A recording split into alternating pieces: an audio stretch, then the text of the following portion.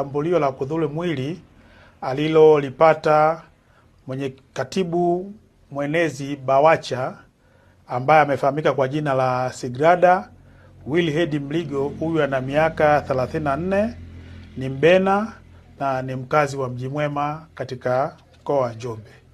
Ikumbuke kwamba siku ya tarehe 25 mwezi wa 3 2025, Chama cha Demokrasia na Maendeleo kilikuwa na kikao cha ndani pamoja na viongozi wa taifa ambao waliongozwa na John Heche, kaimu mwenyekiti.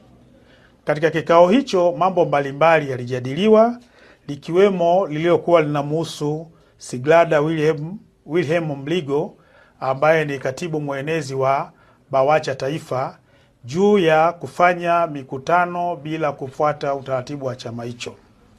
Katika hoja hiyo kuliibuka taharuki na baadaye